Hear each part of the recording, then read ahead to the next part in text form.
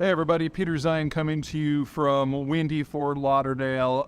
Sorry about the background noise, it's unavoidable on this one, but that's okay because I'm talking about U.S. politics today, specifically the debt ceiling issues. For those of you who don't obsess about the ins and outs of what's going on in Washington, I understand if you don't understand what's going on, that's totally fine.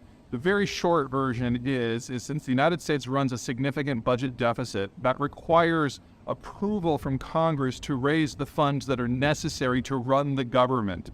And so every couple of years, whenever the White House and Congress are in different hands, whoever's in Congress tries to use this issue as leverage to get political concessions in one way or the other. Rarely happens at all when the same party controls both houses, but since we're in a divided government right now, the Republicans are trying to wring some concessions out of the Biden administration. Now, if the United States were to not increase the debt ceiling, that would mean that the United States would no longer be able to raise capital in order to fund government activities. And that would hit everything, whether it's Social Security or Medicare or Medicaid or the military or the food stamp programs. Basically, the government would have to triage and decide what not to spend money on and actually live within its means.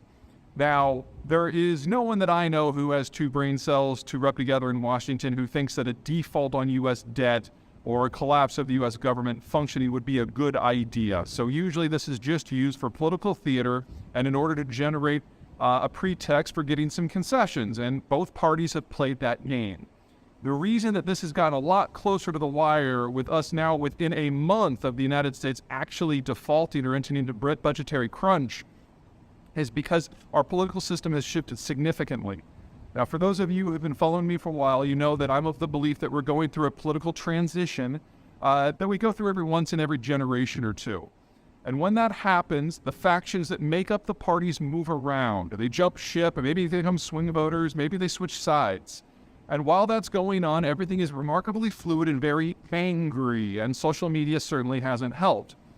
The stage that we're at the moment is that Donald Trump succeeded in excising the fiscal and the business communities from the Republican coalition, but he's also succeeded in bringing the unions into the Republican Party from the Democratic coalition. And Joe Biden, now that he's president, has been at least partially successful at breaking up the unions and the Republicans in trying to get the unions back. And what this means is that the unions, the fiscals, and the business conservatives are all in flux and all are basically swing voters. Now, those are the three factions that know how to do math, for which economics is the core part of why they're involved in politics. And so when you've got the three factions that know the most about things like math and finances and budgeting no longer part of the political core, everyone else who's willing to use the debt ceiling as a political wedge can go a lot farther because there's no longer a group of sane people in the background saying, no, we're not going to do that. We're going to try something else. We're seeing something similar with the Greens.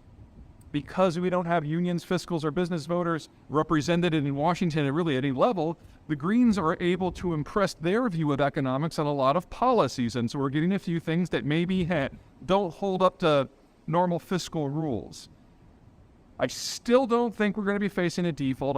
Still think we're going to have a last-minute compromise. Joe Biden has canceled part of his Asia trip in order to come back and hammer out a last-minute deal.